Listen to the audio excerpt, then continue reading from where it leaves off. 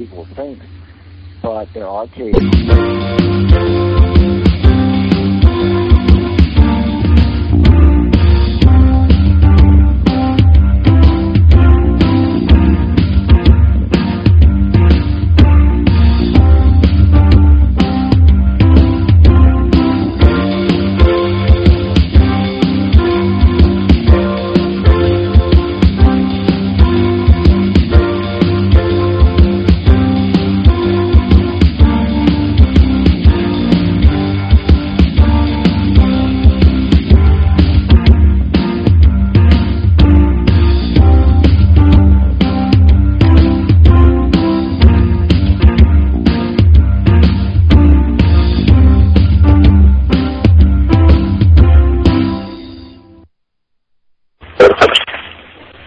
Welcome to another episode of the Dawn of Shades. I'm your host, Gia Scott, and today is September 27th, 2011, and this is episode 527. The Dawn of Shades tries to bring the audience the stories that don't get to make the mainstream news in a way that big networks would never present them, in the words of real people in real conversations. Join us each Tuesday as we bring you another conversation with information and insight you'll never find elsewhere. Forget about hard-hitting journalism. Listen to people talk the way they really do, in a casual conversation about the things they do. We have a variety of topics and always consider audience input in our programs, whether it's in a series or a single program. You can always find out what's going on and who's going to be on when simply by going to our website, www.exogenynetwork.com, and scrolling down the page. You can also find out what's going on with our sister program, The Voice of the People, hosted by Greg Miller. Now, as many of you know, I happen to have a very soft spot for that current host, one unique among the many fantastic hosts on UPRN, since he's the one I'm marrying in about a month. Now, if you want even more information and more of a connection, you can also find me on Google+, Facebook, Twitter, and I also blog prolifically on a wide variety of topics, including the cooking, camping, cycling, and on occasion, even politics. You can find links to all of that on our website. Now, for tonight's program, there are a number of ways to listen and participate in the conversation, and probably the easiest is through our virtual auditorium on PalTalk. You can find out how to join in there on our website, www.exogenynetwork.com. For those who want to avoid downloading anything and just want to listen and occasionally ask a question, you have a number of venues open, and you can get more information on the website. Email is the most direct way to get a question into me, and I do monitor my email during the program. Just send that email off to gfscott@exogenynetwork.com, and I'll get your question asked. Even if it comes in long after the program's over, I'll still do my best for you. You can also call in on our studio number during the program, but keep in mind that's only during the live program. That number is 504-273-7379. Once again, that number is 504-273-7379. Now, tonight we're fortunate enough to be joined by a co-writing pair that have brought a very fascinating book. The book is called Iroquois Supernatural, and the authors are Michael Bastine and Mason Winfield. Michael, would you be so kind as to introduce yourself to the audience? Yes, this is Mike Bastine, and I am considered an elder. I don't know if that's really true or not. I guess it seems to fit because of the type of work that I do.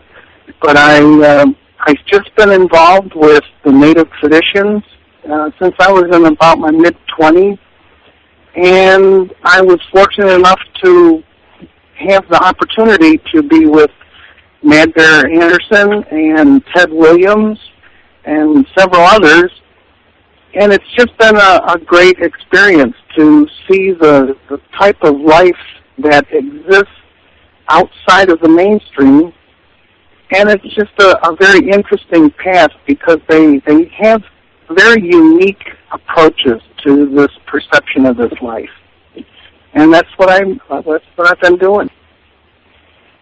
Okay. And Mason, would you be so kind as to introduce yourself to the audience?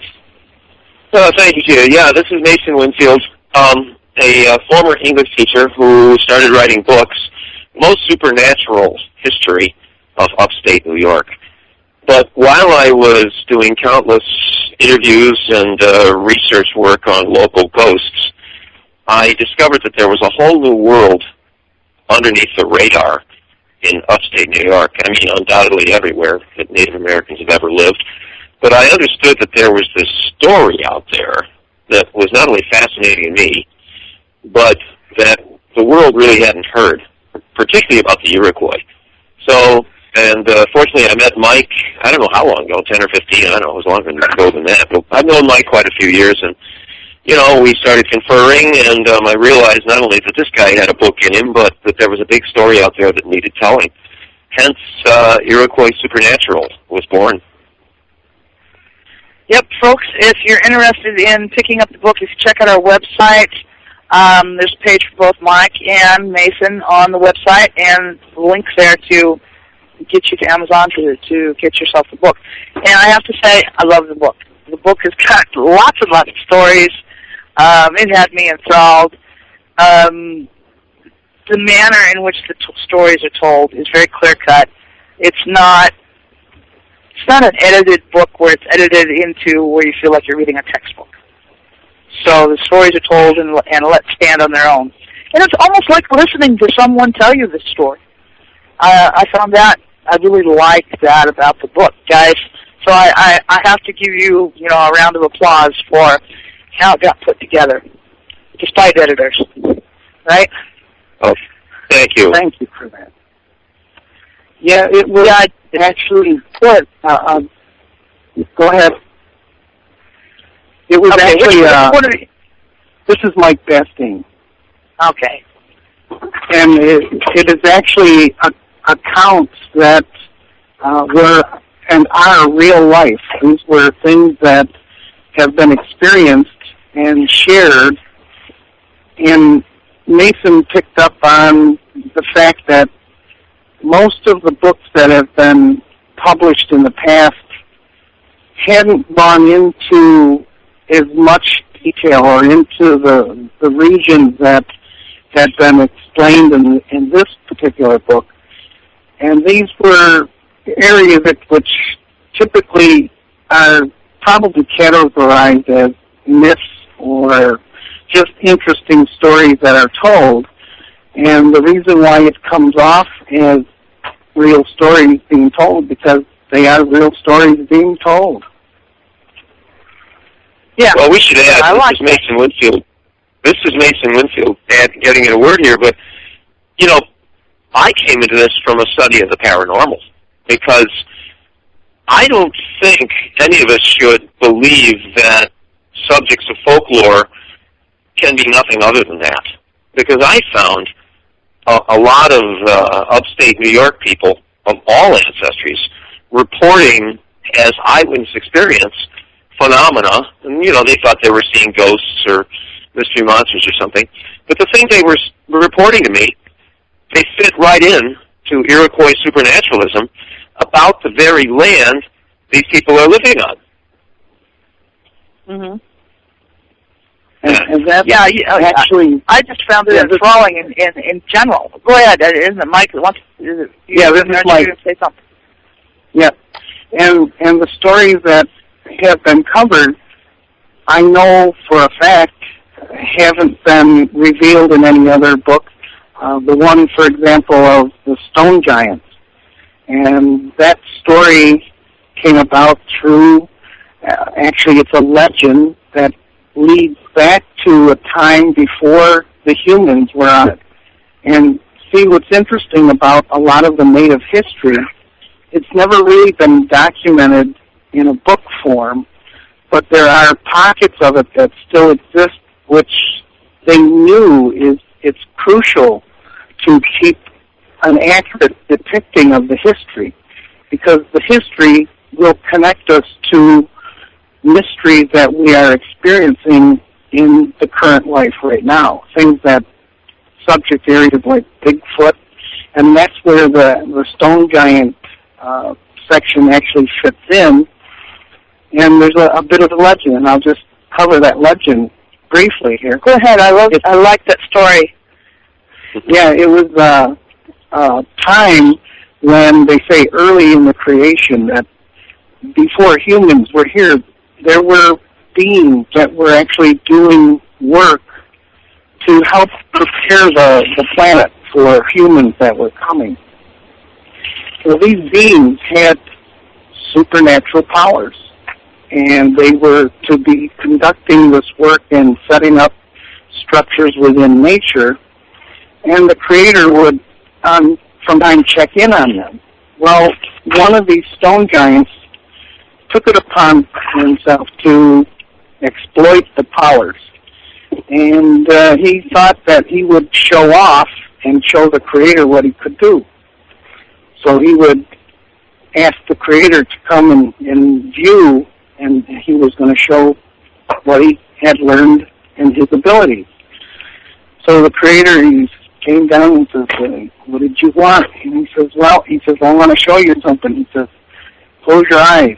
And the Creator closed his eyes, and this stone giant started to do supernatural initiations of energy. The earth started to shake, the wind picked up, there was thunder and lightning, and all of a sudden he stops and he tells the Creator, take a look. And the Creator looked, and all the trees were laying flat. And the Creator said, wow, that's pretty impressive. So the stone giant said, well, just wait. He says, you haven't seen anything yet.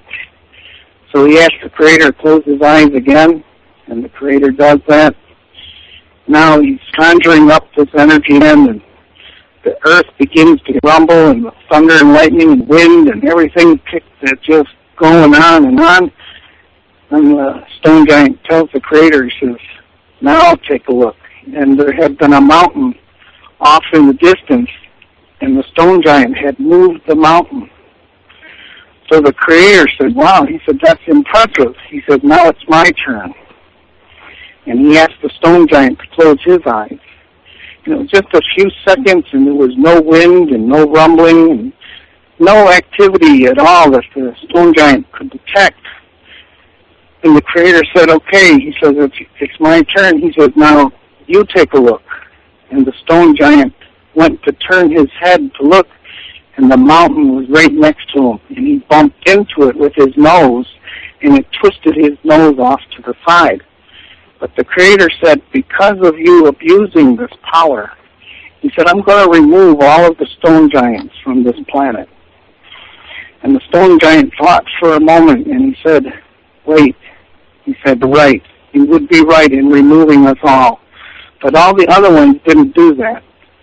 He said, if I make a pledge never to abuse these powers, but to always remain on this planet and assist and watch over sacred places, and we will never interfere with the humans that are coming.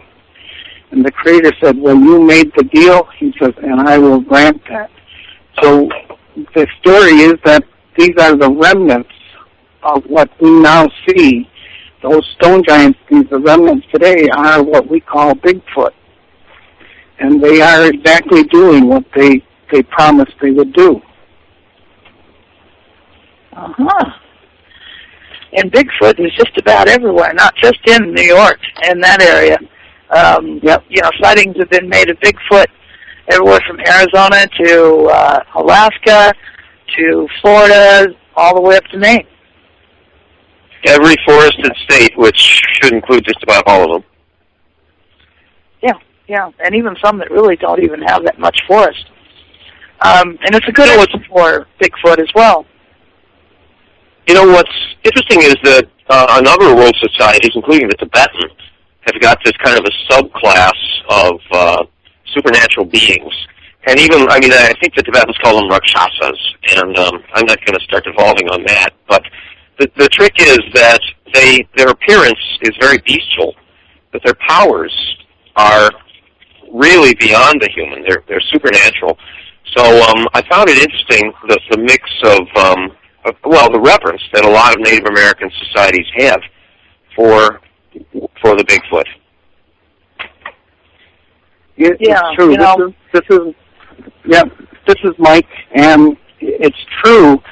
It's, I guess it's interpreted by the mainstream or the typical populace that these are things that are feared, and I'm thinking now that it's really a misunderstanding that we don't fear them, but they respect them as sacred beings to the point where they say this is a part of this creation, and we are supposed to acknowledge these things and include them in this thing that we are calling life here.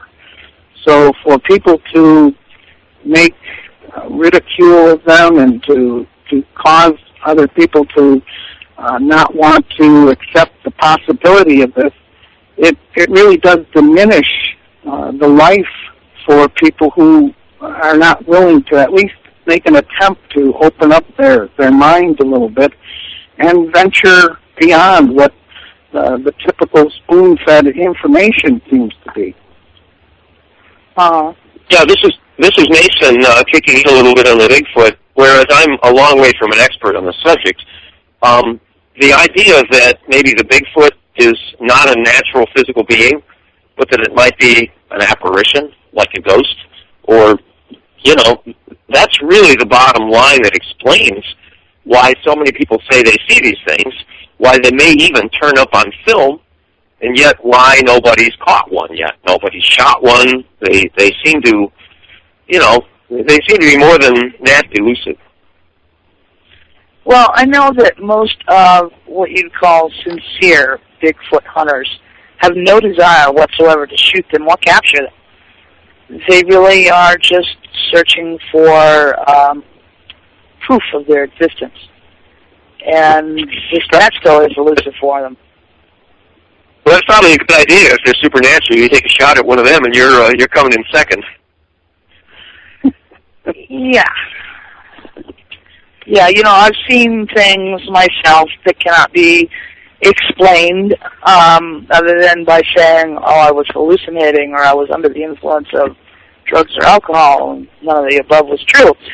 So I know that, and it doesn't really matter to me what other people think when I've seen those things. I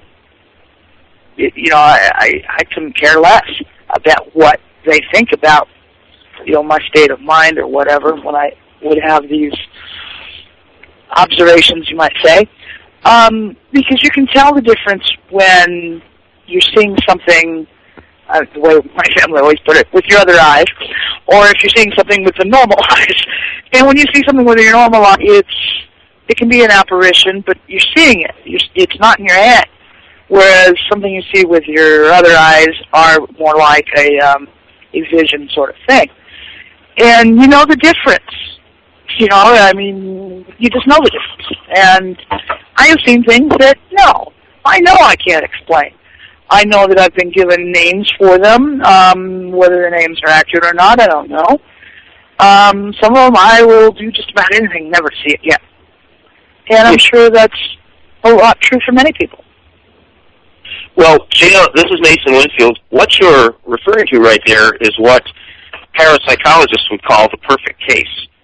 It's a case where you're the witness. You saw it. And personally, I don't think we should discount those reports. As a matter of fact, I value them highly when I interview an eyewitness. And so right on. I hope you see the things again you want to see and that you don't see the ones you don't want to see. I'll tell you what, now maybe you two guys can help me out with a story. I've been collecting these stories, actually, for about 10 years now. And I've collected them from all over North America as well as... And there's some consistencies about the story. It's always two or more people. It always chases them away from an area that is frequently referred to as a hot spot for UFOs and the like. And the level of fear is always abnormal for the person. It's what I would call a primal fear. There is no reasoning through it. I've seen you might say, the worst thing I could see. Therefore, to see something that scared me worse is impossible for me to even imagine. Now, what I saw was a dark, black sort of humanoid figure. It never appeared to be working hard. It looked like an easy lope, no matter how fast we went. Now, when it chases people, it doesn't matter if they're on foot, horseback, bicycle, or in a motor vehicle. It always just almost catches them. It never catches them. And the thought that was going through my head, and this was like a broken record, if it catches me, it's a fate worse than death. And, you know, that doesn't fit my personal belief system either. So it's like, and it was an absolutely unreal fear, a primal sort of fear. And it chased us probably about 5 miles. And I happened to be with my first husband when this occurred. Now, when it occurred with me, I was kind of embarrassed and ashamed that something had scared me that way. So I didn't tell anybody about it. And, I mean, I didn't tell anybody about the experience. I was sure that it was somehow caused by suggestion, that my husband at the time had somehow scared me, playing some practical joke or something. I was just really, really embarrassed. And it wasn't until I heard someone else talk about the same experience in a different part of the United States that I even told anyone about my own experience. So then I started collecting these stories. Have either of you heard of such a creature, which we call the Black Thing, by the way? And I absolutely do not want to have another encounter. I'll admit that. Yeah. This is Mason. Let me cut in real quick. Gia, I do get reports of dark apparitions, with a darkness that surpasseth all darknesses, things like that. But what I have to comment is that when I get reports of these terrifying bestial apparitions in my part of New York State, very often it's reported by white people, and very often they're near areas of ancient sanctity to Native American societies. And sometimes they're trespassing, and they don't know it, and sometimes they do. And usually these apparitions, I interpret them as back-off signs. They're kind of like, it's kind of like a burglar alarm of a very occult nature, but at least the ones I'm encountering in Western New York, because so many of them are near power places to the Native Americans of upstate New York, I think somebody was in the wrong place at the wrong time, and they got a message. Now, whether this message was automatic, whether it was some kind of a mechanism that had been psychically left in place long ago, or whether, the medicine people were living medicine people were trying to send them a message, I mean, how would I know? But that's right. What your story reminds me of quite a bit. That actually, the road that I was on happened to be a road that I used frequently going to and from work. It was a dirt road, and I still used it because it was about half the distance of driving on paved roads to go to work. So in bad weather and whatnot, I used the dirt road.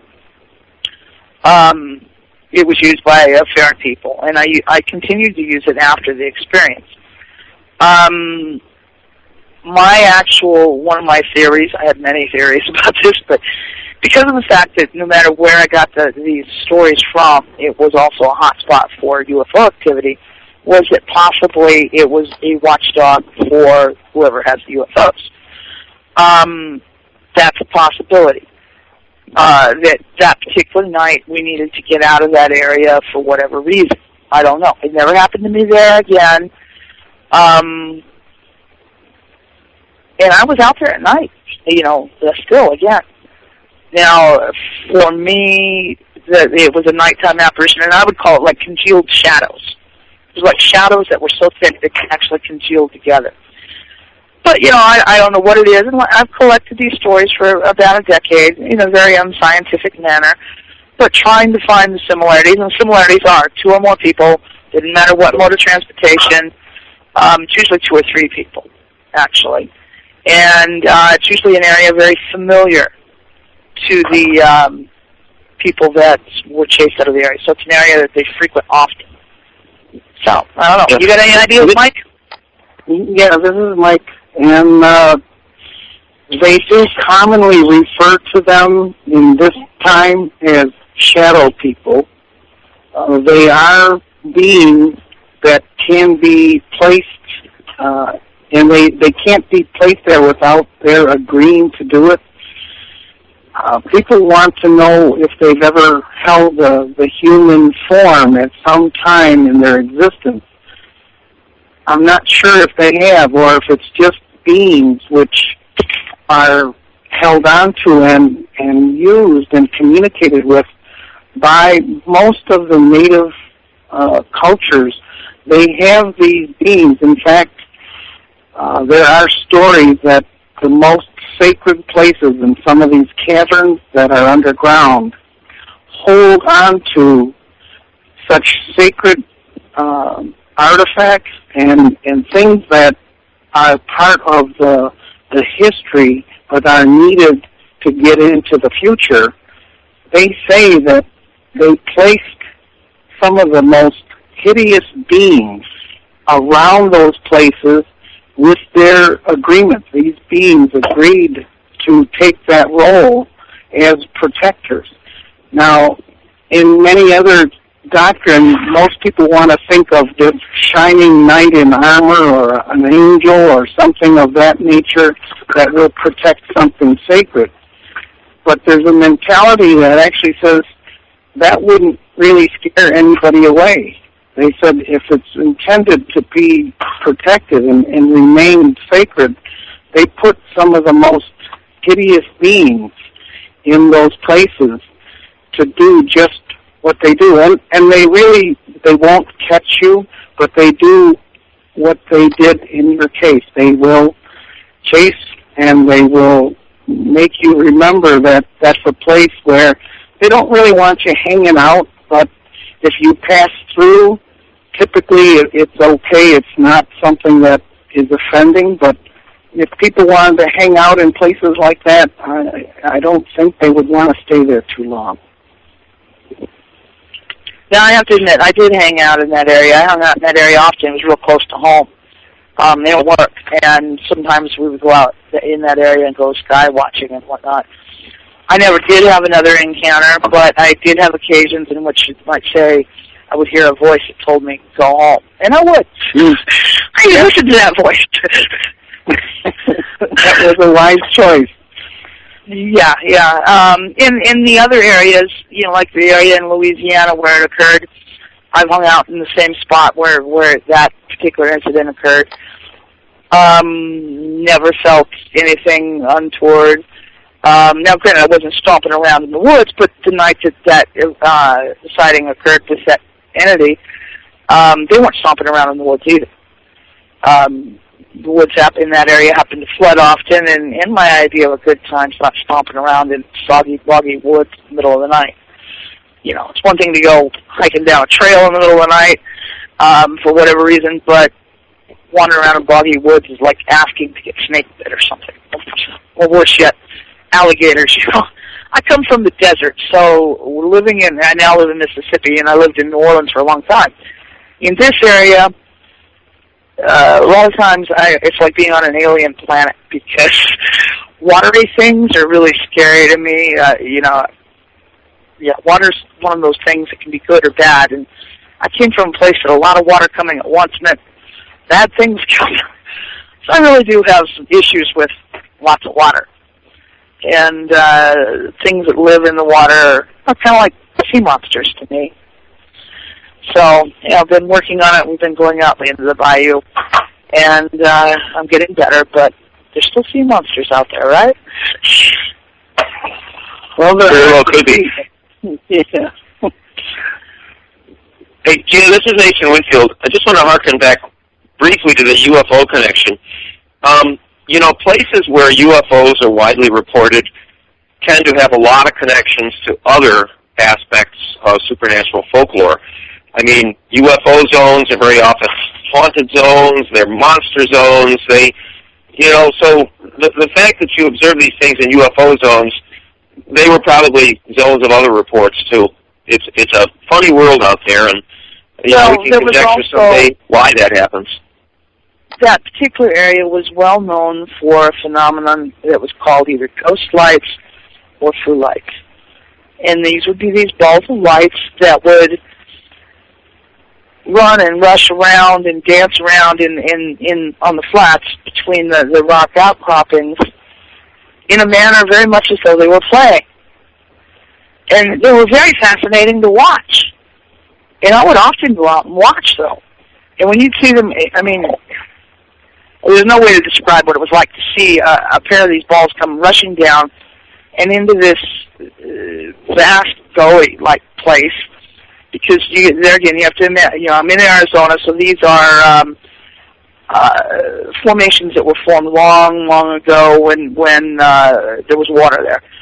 So you have these towers of rock and these smooths of rock and all these strange rock formations on this big flat area.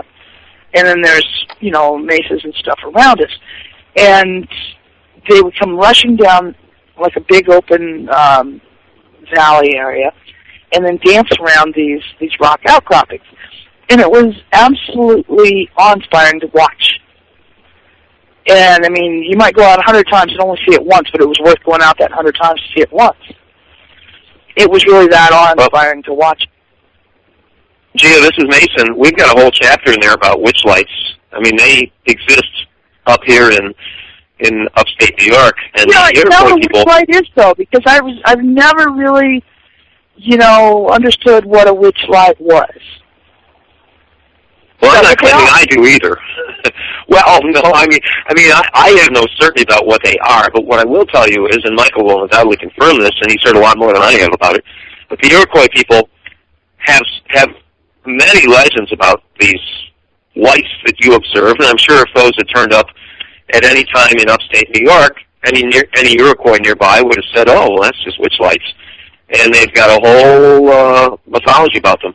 I personally think I've ever seen a witch light. Mike, have you ever seen one? I have, and they are actually, it's an energy which needs to be in that particular place. That's why you find them in a certain location.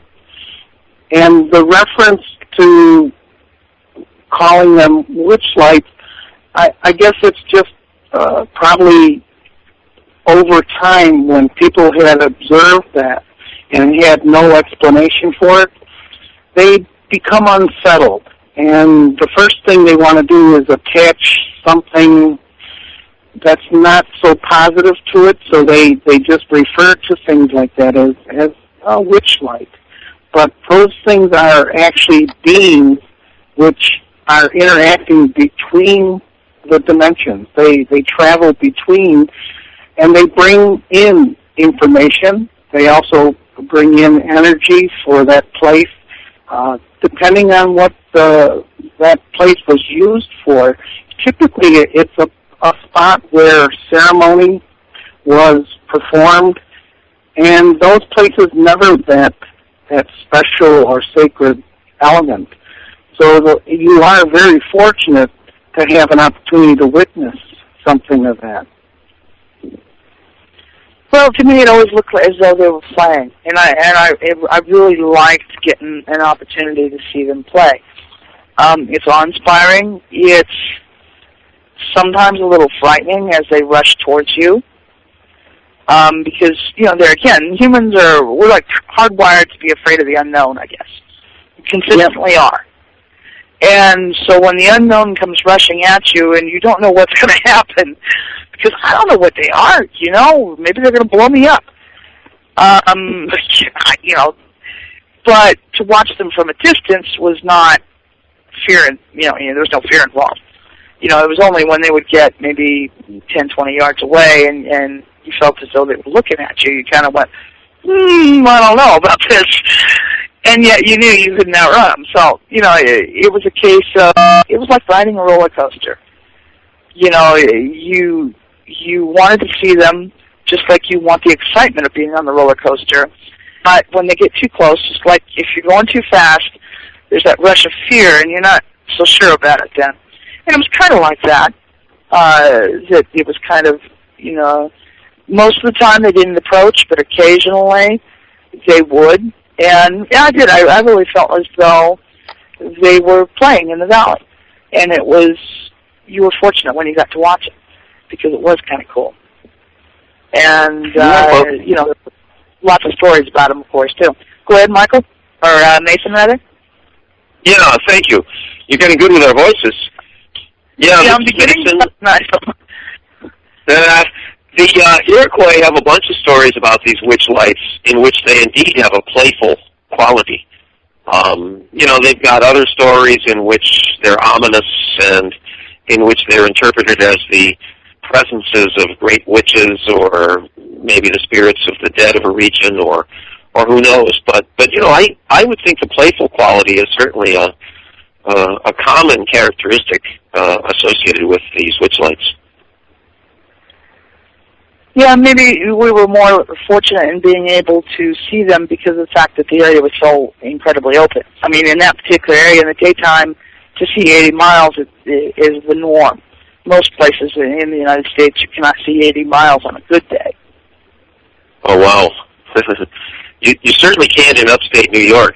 But I will tell you, from eyewitnesses I've spoken to, this is Mason again, that when you see the witch lights around here on a hill somewhere in the trees, it doesn't matter how dense the foliage, you're going to see them. Mm-hmm. That actually, this is Mike, this has actually been referred to, that has been shared with me, that they are actually, at the nighttime, these are the representation of little people. And they do actually go out at certain times of the year, and they wait for this opportunity to observe them. And the little people actually do hold some of those characteristics of being able to manifest out of the physical, but to be represented as an energy. So they do have stories of this, and I have gone out with a few of in the past, down in the Carolinas especially. They said this is the week, it was in mid to late May, and they go out at night, and they actually observe these lights, and they refer to them, I guess in some references they would call them fairies, but I had an opportunity to see some of those lights, and they said, these are the little people. And they said they come out for a ceremony at that time of the year. And they do have places designated. They don't go right in close because they know that humans have a tendency to interfere with how these interacting beings don't want to be bothered, and they will allow certain people to observe them.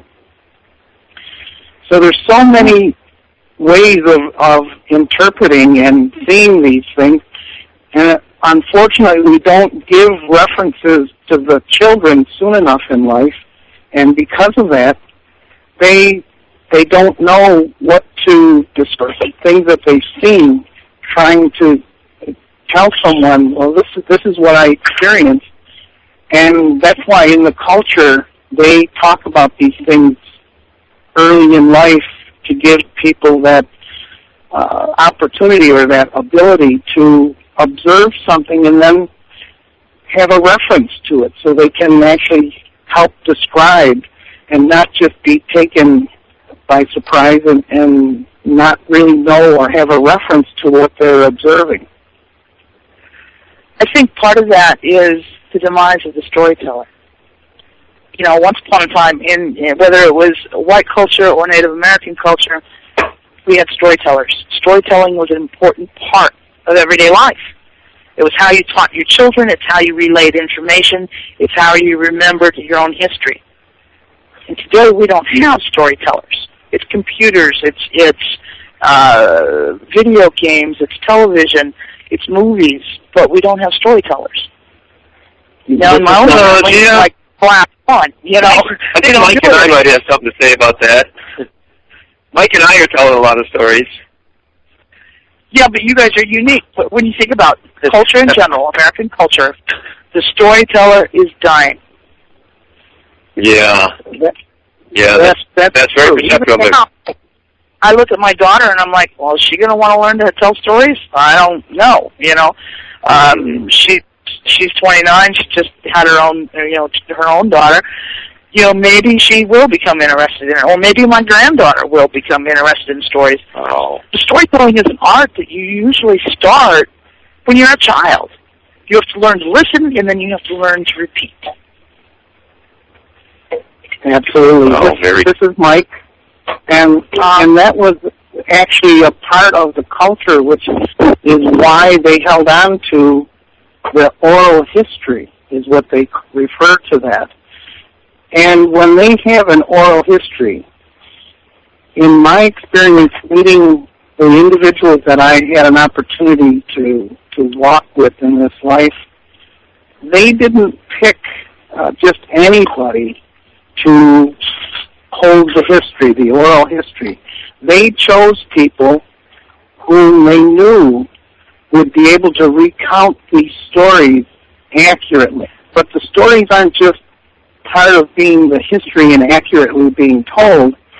They're a form of entertainment. And the true storyteller, and this is part of it's just built right into the culture, they would not tell stories in the spring or the summer, because they said the storyteller would tell stories so interesting, and he would account these things so well that even the plants and the insects would stop doing their duties, their jobs, to listen to the storyteller. And they recount this. That's a part of their legends that they actually say, this is why we don't talk about our legends or tell these stories during the spring and the summer, because we are interfering with the cycles of life, with the insects and the plants. So to have storytellers that can recount these stories so interesting and make it to the point where you're sitting on the edge of your seat and you want to keep hearing more, you're right. It's a lot. There aren't many. There are a few, but there aren't many left in, I don't think, any of the traditional peoples that are left on the land. I remember taking my son when he was about 4 or 5 to listen to a storyteller that was coming to State Park near where we lived in Arizona. And he was Hopi and Apache. And so he told stories from both tribes. And he was the most amazing storyteller. He also played the flute as part of his storytelling. And this man, he really was amazing to listen to. And I was absolutely amazed at this skill, because I'm taking a hyperactive child who's not known for sitting still, and he had him enthralled to the point he didn't move from the bench, and was sad when the story was finished and the storyteller was going to take a break before telling another story. I mean, it was like he mesmerized that kid. And I'm like, can you come home with me, I could use you a few days a week. It was absolutely, I could only dream of being that skilled of a storyteller. Now, sadly, he's deceased now, but that's so often the case. The best storytellers are being lost to us every day. And he was absolutely amazing.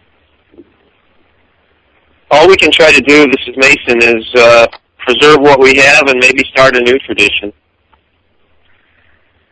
Yeah, and encourage new ones to start. Sure. It's never too late. I mean, the stories are still here. And in order to tell them in the traditional ways, that is what accounts for how it's not only just interesting, it's entertaining. And it's entertaining in a very respect to acknowledge these higher elements that are in this creation. And that's why there's so much ceremony associated with the native culture, because they are interacting with these parts of life which sometimes are viewed by the mainstream as, because they don't know, they don't understand, they view that as frightening, or they view that as we don't want to pursue it because we can't explain it. Science gets afraid of it. Religion gets afraid of it. And it's just one of those things that when you start to see how the life is lived through the traditional people, they actually help people become more acquainted and not have the fear factor so much coming into play. And that's actually why we're here. We're here to learn, and we're here to share, and we're here to help all of us get some understanding in this life. Yeah. And, I think, I hope that our culture is beginning to regard the non-physical parts of ourselves, our spiritual selves, as important. We've spent the last 200 years pursuing the physical world avidly, making great advances in technology and science and manufacturing and all those kinds of things. But the whole time we've been seriously neglecting our spiritual growth. We're like kids. We're not growing all at the same rate. We're not learning all at the same rate. And now it's time for that part of us to catch up with what the rest of us have been doing. Absolutely. Amen. We really need to let that spiritual self catch up with the technology, and because it's just as much a part of us as our physical skin is. Absolutely. And I'll admit, it took me a long time to get there. When I first started pursuing the paranormal, it was like, it's not spiritual. It has a physical, reality to it.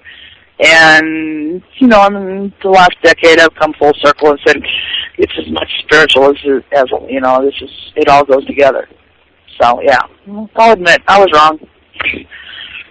This is Mason. First of all, we're privileged to have another person on this program that is Mike, who has lived the life of spirituality. I don't think there's too many other people like him who have, I talk the talk, he walks the walk. That's how this book happened. He lived the life. And, he's been a great teacher of mine over the years in a lot of ways. Well, I can imagine. Mike reading the book, recently I started thinking about, I was talking to somebody, and we were talking about gardening, okay? Now, most people may not see anything spiritual about gardening, but I have to tell them they're wrong, because for me, gardening was always like the most spiritual thing I could possibly imagine doing. Better than going to any church I ever heard of. You're fooling around with the earth, fooling around with plants, sun shining on your back, it's very spiritual. But anyhow, I was talking about gardening, and I could raise anything. But the one thing I cannot raise is corn. When I grow corn, I don't care where I grow corn, it goes stunted. The ears are small and deformed. It's horrible-looking stuff. Like I said, I can grow anything else. I can grow it well, but I cannot grow corn. Neither could my mother. We lived in Iowa. Okay, Iowa is the corn state. She would plant her corn right next to a big field of corn. Hers is stunted and twisted. That isn't. I don't know what the deal is. We can't have a genetic brown thumb with corn. But apparently we did. Because I don't grow corn any better than my mother did. And in reading this book, I don't know why that corn story came to mind, but it was like, it's like the corn's trying to tell us something. All I got to do is figure out what it is, Yeah. Well, this is Mike. There's a relationship between the plant and all of the humans. We just don't view it from that perspective because we've been so detached from nature for so many generations that's what diminishes the spiritual element of the human. The human was designed to be in touch with and interact with nature constantly, not periodically, but constantly. And when we followed this path that came in and said, you don't need that. You can do this. We can design buildings and we can isolate ourselves from nature. And we can change the mindset of people, and they did. And it did not really achieve much other than a higher technology, but it's not making better humans. Mm-hmm. Well, I know as parents, both my kids were regarded as ADHD, which is like, you know, the common thing in the United States over the last 20, 30 years. And I know that when I took my kids out into the woods, into the hills, into the mountains, didn't matter what we did. We just went out there. Sometimes we might go sniff trees, which sounds strange, but anybody who lives in Ponderosa country knows when you sniff a Ponderosa pine, you're going to smell chocolate or vanilla. And if you sniff a Ponderosa pine when they've been logging in the area, the smell changes. Even though those trees are undamaged, the smell changes. You can smell it. And, you know, observations like that, you know, when the logging would be going on, to me it would smell slightly fermented, a fruity fermented sort of smell. It was entirely different. It wasn't nice at all. It was really kind of a skinning smell. But, you know, anybody who tells me trees don't know, you know, I know they got to be wrong. I don't know how they knew. I don't know what that smell could have been caused by, but I know the trees that I smelled it on had not been damaged or touched in any way, shape, or form. And yet they knew that 100 yards away, trees had been cut down. And it took a whole season for that smell to go away. So, yeah, that's that was personal.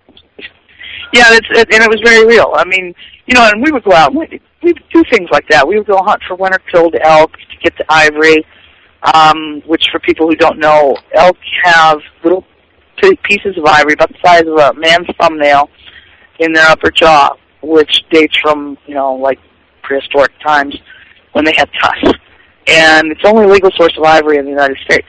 We would go out and hunt for winter-killed skulls, and occasionally find them. And it was like a great treasure, you know. Or we would look for shed antlers, and it was an excuse to spend our time traipsing up and down the canyons, and learning about where elk went in and out and why they did the things they did, and why we should pay attention to the trail in front of us so we don't step on snakes. You know, important lessons like that. Yeah. So we did. We had a lot of fun out. But that kept the ADHD syndrome thing down to a roar. I mean, we didn't have problems. It just, we'd done what we needed to do. Well, Gina, this is Mason. I'm sure I had ADHD as a kid. I just didn't get out of my seat too much and nobody noticed. Yeah. And Mike, you started to speak? Right. This is a result, again, of you just depicted examples of how interacting with the plant life gives you this connection to, you already knew certain things had happened just by the change of the smell of the air. And that is actually something which is common to the native people because they knew in order to understand how we do this progression through life, we have to interact with the life form and we have to stay connected to those because they are here to help us. This is the whole concept of the belief system of the native people, is if you respect and you work within those boundaries of saying, I need to remain a trustful human, and in order to do that, I have to follow this code of life. I have to be respectful to all of this life, and by doing so, it will in turn give me insight to different stages of life that you go through. Mm-hmm. That's so very true. You know, that, and we do go through different stages in life. You know, it's all of a sudden I seem to be getting slammed with the issues of being an older adult and the realization that I'm not young anymore. I can't do the things that I did when I was 20 or 30 or even 40. You know, I can't keep that kind of pace, so that I can't And some things I'm just not physically strong enough to do anymore like I used to do. And we have to accept. At the same time, as we progress through life, we may view it as losing abilities, but in reality, we're gaining other things. Because as I lose the physical strength and speed that I had when I was younger, I'm gaining many other things. And realizing that and embracing it will make living through life much easier for us. And I'll be less worried about, so many people, it's the plastic surgeon and the hair dye and the continuing effort to remain as young as I was when I was 20. And, yeah, that doesn't work. But, guys, guess what? It is time for us to take a break. Folks, stay tuned, and while we're away, please check out our website at www.misogyny.network. Send us an email. Tell us what you think. With that, we'll be back in just a few minutes.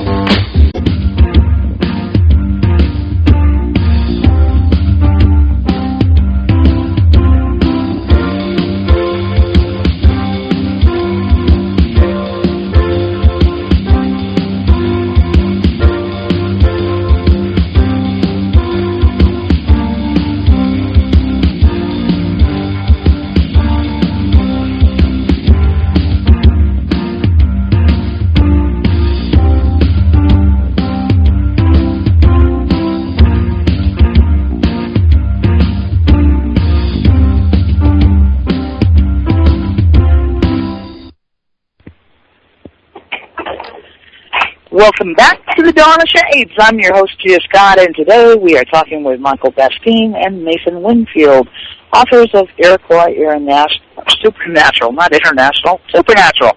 If anyone in the listening audience would like to ask a question, you can email the question to me at giascott@exogenynetwork.com. Call in on the call-in number at 504-273-7379. or send it in the text in the virtual auditorium. If you're listening in on a podcast, you can also send me your questions, and I'll try and get answers for you as well. With that said, let's get back to our conversation. Guys, while we have been talking and whatnot, we've had a few questions come in. And the first question is for you, Mike, and it's about the Iroquois creation myth. They would like to know more about it. Well, their story of creation starts with a woman who originated outside of the solar system. And her father lifted up a stump from the sky world where he lived, and they observed the earth just in its early stages of manifesting into the physical. And he wanted his daughter to go down there to begin those life cycles of the plants, the life cycles of the water, and he asked her if she would be willing to do that, and she said yes. Well, his daughter was pregnant, and as she descended, the legend says that it took her 7 days to descend, and as she was descending down to the earth, there were some waterfowl and some other life forms that were in the water, and they say that she was coming down to this real jagged rock that she was going to land on, and the animals didn't want her to hurt herself on that jagged rock. So the animals, one by one, would attempt to dive down to get a little bit of mud to put on there to soften that landing place. And they say that this was the back of a turtle. So they refer to this land that we are on right now as Turtle Island. And they said all these animals tried to go down, and they would wait, and shortly after a little time, the body would bob up to the surface, and nothing. They They weren't able to find any mud. So after many attempts, there was a little muskrat. And he said, I really think I can do that. He hyperventilated. He took his dives. They waited and waited and waited, and it was just unusually longer than the others. And then again, the body bobbed to the surface, and they said, oh, he didn't have success either. But one of the other animals went over and they said, wait, in his paw, it was clenched tight. And they opened it up, and he had done it. He had brought up some mud, and they placed that on the back jagged rock of the back of the turtle. And they say that it was a supernatural event. So the mud grew, and it covered that jagged rock. And as she kept descending, some of the waterfowl, they would rise up to greet her. And they say that she brought with her many of the trees, some of the plants. And when she got here, she gave birth to 2 boys. And the one boy, he was born the natural way. They called him the good-minded one. The second twin came out from her side, and she died during the childbirth. But these were supernatural beings. So as they grew supernaturally, they observed their mother, and they were very hesitant to bury her, at least the good-minded one. He would push some of the dirt and the mud over her, but when he got up to her neck, he just looked at her and he saw the beauty. And they say in a very sacred and supernatural way that he severed her head and he threw it into the sky, and it became our moon. And they call her grandmother. And they said, now we will get to see her beauty as she goes through her cycle of life. And they say that's what the moon's duty is that it dictates the fertility cycles of all the living things on this planet. So when you start to see how that interacts and how that plays a role, this understanding, see, the Iroquois people it's a matriarchal society. It's the women who they allow to be those in control. The women have control over the clan system. They are in control of the land titles. So everything descends on the woman's side. And I asked Ned Barrett one time, I said, why is that? And he said, it's pretty easy. He says, I don't know anyone who ever has confused who their mother is, but I have known a few cases when they weren't sure who the father might be. So he said, because of that, he says they structured it so everything descends on the woman's side. Well, I like that story. When my son was a toddler, for some reason he was afraid of the full moon. So I had a story about the one-eyed moon monster and all the things that one-eyed monster in our case didn't mean something scary necessarily, just that he didn't look like regular people. Anyhow, the one-eyed moon monster would go around the world and would see many things. And, of course, the stories would be about the things that the one-eyed moon monster would see. And what we saw in the sky was his eye looking down at us. And that was how, I made the moon less scary to him. I don't know why he was scared of the full moon. It made no sense to me, but he was, and that was my answer, was the story of the one-eyed moon monster. But the story of a grandmother moon probably would have worked far better. Yeah, they try to apply not only the lessons, but they apply the interacting of, like, every 28 days, the moon goes through her cycle. There's 4 moon phases, and each one is 7 days. And so doing those kinds of interacting with the cosmic cycles, those are things that they integrated right into the teaching. Where the way I was raised, I never heard of those things. It wasn't until I was in my mid-20s that I was, I guess you would say, starting all over. And it took me until 30-some years later to get to where I'm at now. But I have so much further to go. I have so much more to do. And it's just, you want to do it quickly, but you know that the way the structure of life is, we just have to follow these cycles in their own time.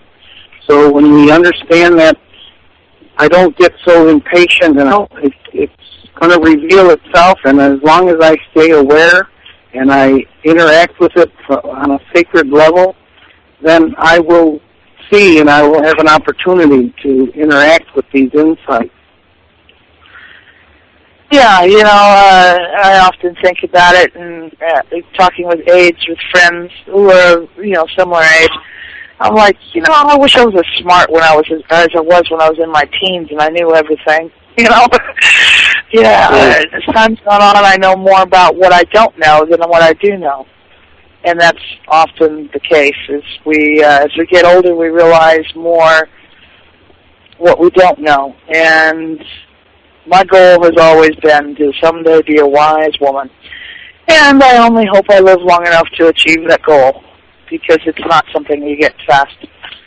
There's no instant wisdom to be had, not for any amount of money. So, yeah. All things come in time, right?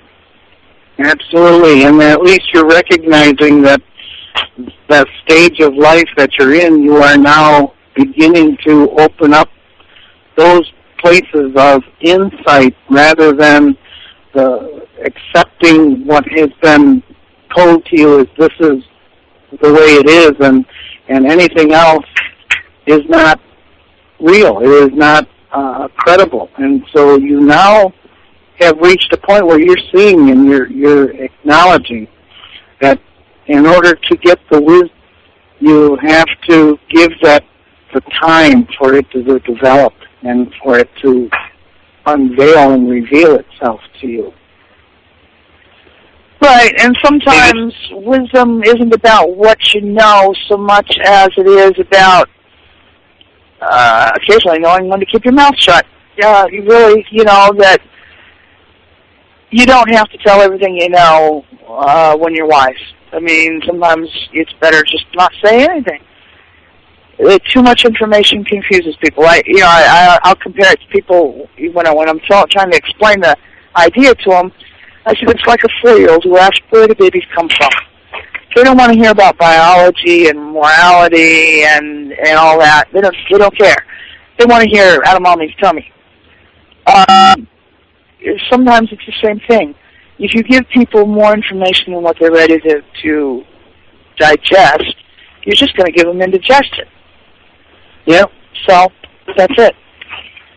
Hey, this is Mason hoping to get a word in. I hope you guys weren't saying that knowing when to shut up with me in mind, but I'm revealing, revealing my ignorance. I'm revealing my ignorance as the case. One of my friends is heavily into the martial arts, and he points out that patience is not a strong quality in mainstream American society. Probably every person who has run a martial arts studio has met people who come up and the first thing they say is, I want to learn the 5-finger death punch, That's the first thing they want to do is A, the most advanced technique, and B, the most dangerous to be given to the irresponsible. And if it's one thing I tried to put into the text of this book, what I tried was a bit of the sense of patience that seems much more common among the Native Americans I've met and been able to interview, including Michael. Patience is one of the virtues that's often overlooked, but so is a lot of other things, like the concept of sharing and taking turns. We push competitiveness so much. I know a lot of people thought I was terrible when my kids were young because I didn't encourage things like Little League, because Little League was the parents acting in the most unsportsmanlike imaginable way. Yeah. So I was like, no, you can't do that. We're not doing that. you know, and a lot of people thought I was really, really strange, but I was like, you know, you can't learn what you need to learn when you're with people who act like that. I mean, it just isn't going to work. Yeah. And martial arts was something that I did encourage them to do, but, you know, I happened to know their sensei, and I knew that they were getting a well-grounded experience, and I thought back to my own martial arts experience. For me, it had been unsuccessful, and it wasn't because of lack of patience, but it was this blind obedience with the particular dojo I was at. You were supposed to have blind obedience to the sensei and just do what they said. And I'm like, no, I got to know why I'm doing this stuff. And to blindly obey anybody was like completely contrary to my personality. I just couldn't do it. And so, you know, with martial arts, you do see a lot of variation in their whole ideology. And in some cases, you do see things like that blind obedience, or the, you know, so competitive-oriented that you kind of wonder about the lessons that are being learned. But again, that was my personal take on it. Mike, you were trying to say something? Oh, that was Mason. Oh, Mason, I don't think it was. No, I'll be happy to make something up, but no, I wasn't. Okay, this is Mike. What just came in during the conversation is that it's a matter of understanding balance. And unfortunately, in this country, in the structure in which it exists and what they have formatted, they can't allow for a year with no growth. It has to be pushed to its max. And if you look at how nature results in the way it cycles, in the understanding of interacting with these things that grow, we need the balance. And if we grow too quickly, that's why you have these varieties in nature. The softwoods, they grow very quickly. But the hardwoods don't grow so quickly. And they're usually more prized because they take longer to develop. And if we use references from nature to pattern or bring it into the human existence, we can find that we will be a part of all of this creation that will give us an insight somewhere. Somehow we will connect to that. It's the goal of trying to use the culture in a teaching way to have people understand that it really is, this whole experience needs to be viewed as it's a balancing performance. We need to share that opportunity with people to say we can actually reach a higher potential by balancing and not just going for the top shelf every single time we enter into some stage of life. And by doing that recognition, we are honoring all of the life around us, and we are actually doing not only ourselves, but we are doing a great favor to the rest of the life that we are interacting with. Yeah, very true. You know, you should really get involved with the Department of Education and maybe inspire some revolutions in how we regard education in the United States. You know, granted, I don't have kids in school anymore, but you know, sometimes, you know, I would be so frustrated because it was like, you know, these kids aren't little automatrons, you know, that spit out this stuff on schedule. They just don't work that way. Some grow very quickly in terms of language, and at the same time, they're having trouble getting their arms and legs going in the same direction. And other kids, it's different, you know. And schools don't recognize that. You know, they're develop at the same level. This is Mason. You're speaking to a former English teacher. Yeah, it's one of my frustrations with this. It's one of the reasons I'm out of education. The system does not want to change. The establishment is pretty happy with itself the way it is, and, you know, I'll just leave it at that. one of the best stories I can remember in terms of school, I had been called in because my kids had been examined by the school psychologist, and we had to have our little discussion about what was wrong with my kids. So I go into our little meeting, and in this really snotty tone of voice, I'm sure you can imagine it, he informs me that my children are independent thinkers, like they had a social business. And right after he says this, he announces that apparently I do too. And I'm thinking to myself, isn't that what I was supposed to raise, was independent thinkers? Apparently not. In terms of the school system, independent thinking was a problem. And that was really only the beginning of a bad relationship. It got worse from there. Yeah, independent thinking it's something that my family always considered good. I can remember hearing often from my mother, if your friends jumped off a bridge, would you jump off too? And it better not answer yes, I would jump too, because I should have been irate. Yeah, I mean, independent thinking was just something we were expected to do. We were expected to think for ourselves and make our own decisions.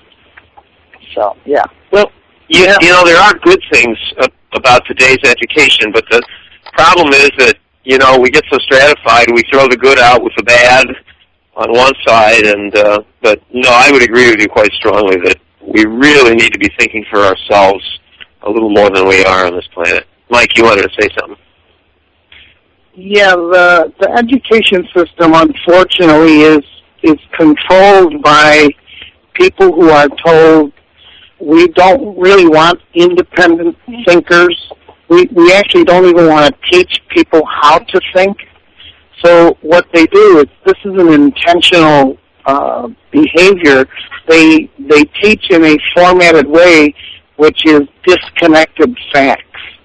And when you teach disconnected facts, the kids train so they can't put things in a sequence and make sense out of it. And by teaching in that manner, they can keep everybody off kilter and out of balance, and they can get away with doing all kinds of things right in front of you. And if they see in the native culture, they can't get away with that, because they're observing all the time from a balanced point of view, which says, wait a minute, that behavior is actually something which we should tolerate. This is something that we want to not make an example of not to do. And so they allow things like this to go on, and this is why they actually... Yeah, the independent thinking, I know for teachers is more work, because independent thinking kids ask questions. I know as a child, for me, it got me in trouble a lot, because I would ask questions that ultimately did get me in trouble, simply because it indicated I wasn't just following along. I got kicked out of catechism for that, too, because I asked a question about, in relation to, they were teaching us about the Father, Son, and Holy Ghost and communion. And keep in mind, I'm only like 10, but I didn't phrase it this way, but I pointed out its resemblance to ritualized cannibalism. And no, that was not a good idea. I got sent home. My parents were called and told I couldn't come back. And of course, I was in trouble because, I hadn't been quiet and so forth. But, it's just an example of, independent thinking kids do notice things like that. I was like, that's weird. It's like cannibalism, And that wasn't a question that the teacher was prepared to answer. So I went home. And they didn't want it, to spread, because independent thinking is like cancer. It's catchy. And, one independent thinking kid can lead to another. And that's, something that independent thinking is, I think, a strong point. It just really, kids who ask questions are smart kids because they learn. Kids who don't ask questions, they're not learning anything. They're just doing by rote. You're right. And Go ahead, Mason. Gia, this is Mason. Yeah, thanks, Mike. Gia, this is Mason. They've done studies on culturally different learning styles, and they found that children from certain ancestries, I'm not going to say anything in stereotype, but they can't learn if they don't get to interact.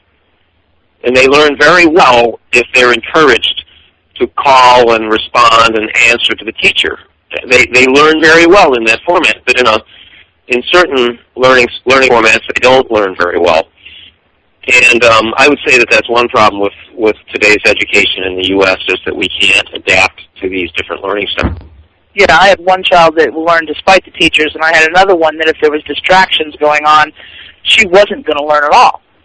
When she was put in a school that had open classrooms where you could hear and see what was going on in the other classrooms, she was absolutely lost. I mean, that was the worst place on earth for her, whereas the other one probably would have done just fine even in that environment. And, Mike, you had something to say? Yeah, this all ties into what some people may call the attention deficit. I really view those people as people who they're very sensitive and they are very observing of their environment and the things around them.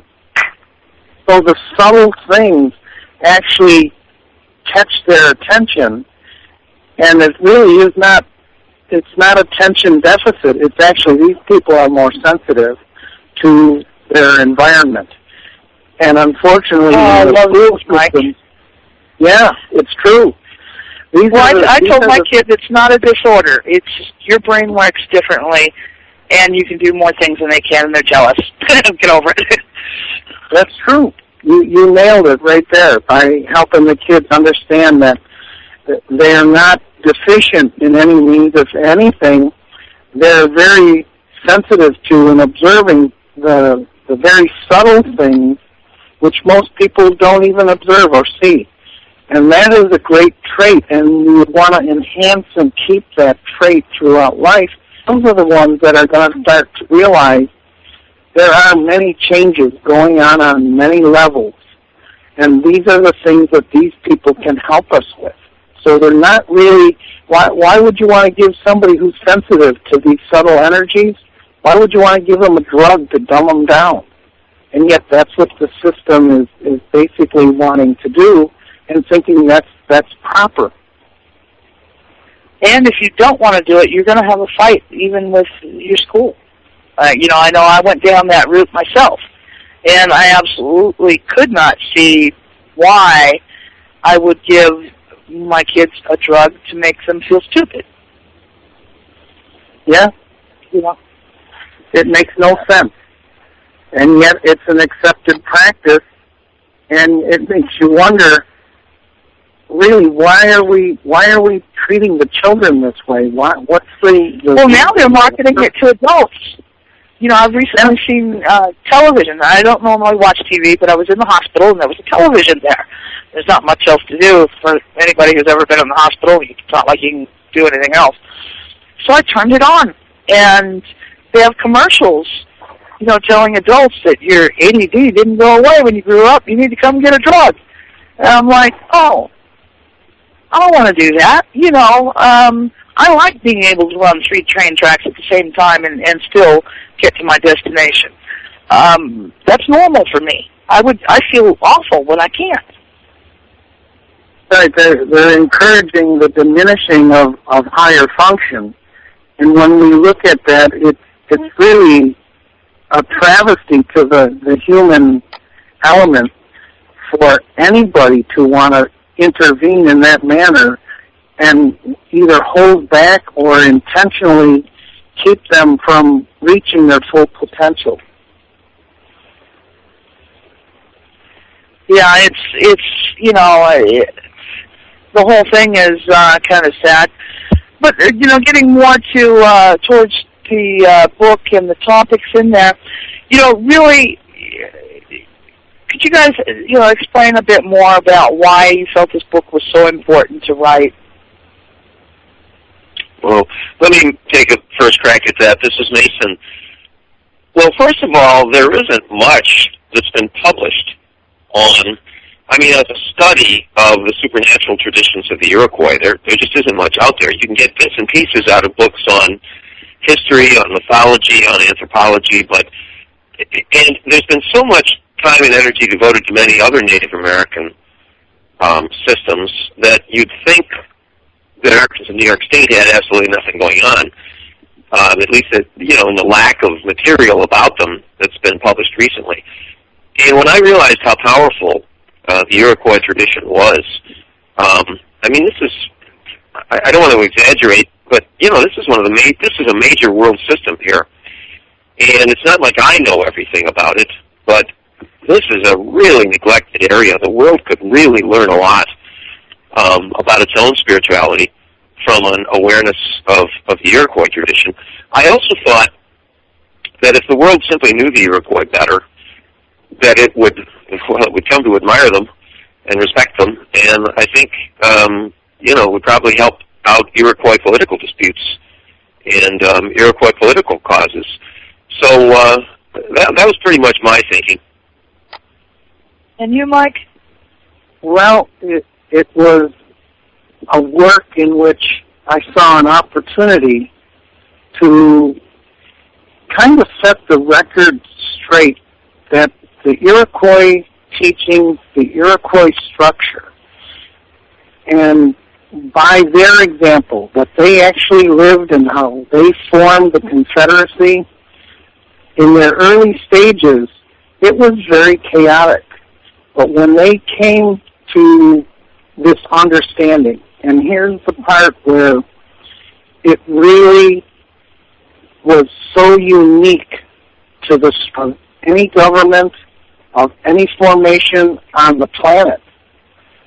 Their unifying came together with a spiritual teaching. That was the foundation of the Confederacy. And the spiritual teaching integrated all of the components of nature into their foundation. And by acknowledging that the women were really the element which is to be protected, and that was the job of the man, to protect the woman. And when you start to see all these little components that came together in the formation and the way that they had executed this thing, the way that they had integrated all of the levels of understanding into a form of government, but it was based on a spiritual teaching, which was integrated with nature. And when you see what happened when it was borrowed from them by the U.S. government in its early stages, they left many of the components. They say the words. They say, "In God we trust." But in reality, when you look at the behavior, you go, really? In God we trust, and this is how you guys behave? And you think that you call yourselves leaders?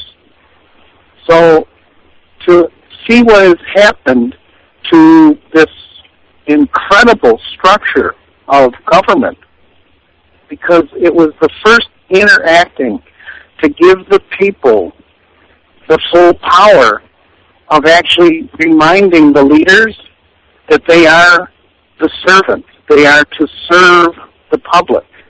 And when you remind them and you say, actually there's components of this which they say if a chief was selected by one of the clan mothers or the group of clan mothers and was offered that position of a chief. And here's how it shows you they had such great insight. If that individual was being given that opportunity to accept the position as a chief, none of his cousins could be a chief, none of his nephews could be a chief, none of his brothers, none of his uncles, because they knew that if you start to allow family members to group together in leadership, they call it nepotism. You don't get true leadership. They get their own agenda. And you see, this was another of how they would put these leaders into place, there was no election. They would offer them the position. And if they accepted, they would then tell them, they go, you will be a chief for life. And the reason behind that is they say, you don't lose the qualities of leadership every 4 years. But people would say, well, what about someone who would abuse that position as they changed through life? Well, they had it built into the system that if someone started to abuse that position of authority, that they would be reminded, they would be counseled. You were allowed 3 mistakes. Upon the 3rd mistake, they had this, I guess, ceremony you would call it, of what they would say he was being deposed. He was being removed from office because of his irresponsible and his lack of respect for his position of authority. And they wear this, it's called a gastoa. It's a headpiece that they wear, and it has deer horns on it. The chiefs wear these headpieces, but publicly what would happen is they dehorn the chief. And when he's deposed, if you were that chief, it was known that you would no longer acknowledge that person as your friend. His family would almost disown him. Now, if you think about this, living in a community where you would be not any longer acknowledged, you would walk, they say he could walk up to a group of his former friends, try to start a conversation, and they just ignore his presence. You wouldn't last too long in a system like that. But this is how strongly they knew not to allow corruption into the roles of leadership. So this system, this Iroquois teaching, has such a strong spiritual base that they don't need to use words like "in God we trust." That's a given. They already know that they trust in the Creator. It's now showing your behavior to fulfill or prove those words. So that was one of the big things behind why I wanted to work on the book with Mason, is to get some things out more into the mainstream, but doing it through the stories. All these stories are all connected to, and here's where people refer to those experiences as paranormal. And I said, but within the Iroquois teaching, that's normal. So I'd like people to at least experience that. It's funny that you say that, because today every time I typed Iroquois supernatural, I kept leaving off the super and typing Iroquois natural. Yeah. That's really cool. Yeah, I did. I had to correct it on the website. I don't know how many times. But that is the clearest way to be able to reference this, is that it was normal. It was not abnormal. These are things that they know. They have known this. They hand it down. And there's no one individual who is an expert across the board. They all specialize. Those people who are in societies for the false faces, those people who are in the societies with the little people, with every aspect of their culture, they have specialized people. And those people don't go around wearing a patch or a badge or brag about anything. They know it's a sacred and it's a very special, I guess, opportunity for them to hold that position. And I notice, too, often in your stories, these very skilled and wise people often consulted with others. Absolutely. It's necessary to share when you are venturing into these subjects, to share that information, because other people's insight can assist you to take this, and this is where I think this book is really going, to take it beyond, to go beyond the next level. whatever's been handed down to us, don't be happy with that. Take it to the next level. We don't have to rush to get there, but let's work on moving it to the next level, because we can actually share this with other people's insights, and they might lend something to us that we go, wow, I never saw it that way. I'm grateful now that we had an opportunity to share insights, and it takes us beyond that, just the teachings that are handed down. That's why my goal in life is to say, let's take it to the next level. Let's hand this down to the kids. Give them permission to say it's okay if you take it beyond what we're showing you and what we're telling you. And share that with us, because we need your insight. We need the insight of the youth, of the next generation. Mm-hmm. Yeah, that's equally as important.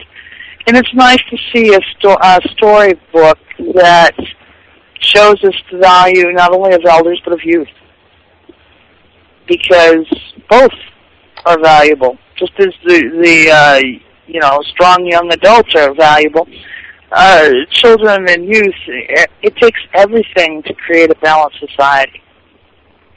It does. And in order to achieve that, we need to give the kids the vote of confidence that says, look, we're here behind you. We are here supporting you. But we can only take it so far. Our lifespan will only go so long. And in order for us to continue this on, but not just continue, to take it to the next level, we need to teach it that way. We need to hand it down to almost give you the permission to say it's okay to take this to the next level. And when we do that, and I don't mean to demean the culture or any culture, but I said, it is like going beyond the culture. And in the human segment of this life, that's so important for us to go beyond the culture. We have that ability to do it.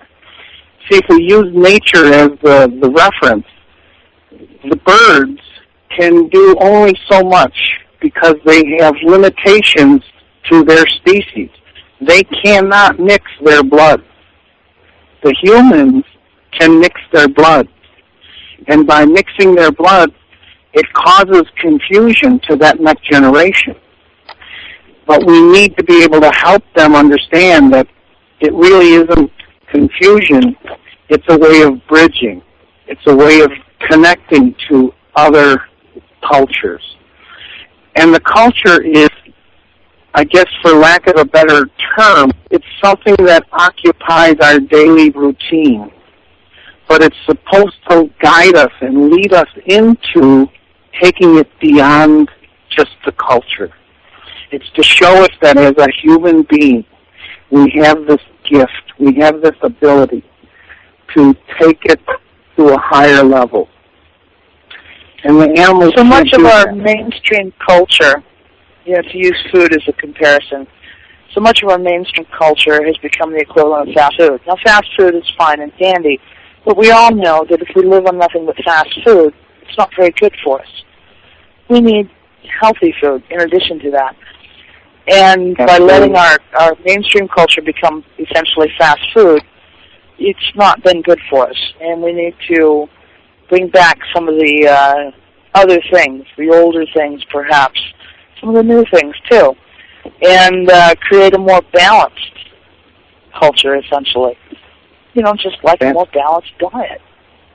That's the key to understanding the balance and giving the permission to the human offspring to say, look, we are not bound by the species of the birds, that their feathers identify them, their song identifies them. They cannot mix, say, a blue jay and a robin. They cannot mix their blood. The blue jays have to stay with blue jays. And this is actually one of the examples that Mad Bear had given me very early on. He said, if we looked out the window and we saw a blue jay and a robin, he said, which one is right? And he said because he knew the structure of the way in which I was educated, we were to think that we are observing things and we're supposed to determine if it's right or wrong. And because of that limited way of thinking, everything we encounter, we want to now judge it on a right and wrong basis. And when he asked that question, I didn't know. I told him, I said, I don't know. I don't know which one is right. And he said, neither one. He said, they're different. He said, and that showed me the different technique of education that is not used, is not applied today. And that's what we need to help the children with, is to understand that because something is different, doesn't throw it into a category of wrong. He said you would never see the blue jay hop over to the robin and peck at him and say, hey, hey, hey. He goes, you're building the wrong nest, you're eating the wrong food, and your song is not even close. He would tell us, he says, this is how ridiculous the humans are behaving. Because they can mix the blood, they want to take one of their sides and make it dominant. And they want to use that as a overpowering in the situation that they want the outcome to be. And he said, you see in nature how they can live in a harmonious way. Just because it may not look harmonious to the humans, it's their relationship. It's how nature constructed them to interact with each other. So the animals will teach us, and the plants will teach us. This whole creation was designed for us to observe daily and to learn from and to integrate that into our lives so we can say, wow, I can see this now, how it helps us navigate through the life when certain people want to make it confusing. Yeah, that's very well said. It's very well said, and it's very, very true. We are nearing the end of the program. We only have a couple minutes left. Either one of you guys have a last thought you want to leave everybody with?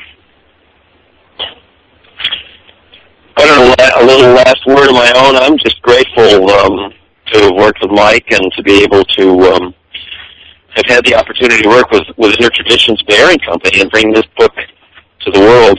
I hope it does well, and I hope it has honored the Iroquois, which was certainly the way Michael and I were both thinking. And Mike?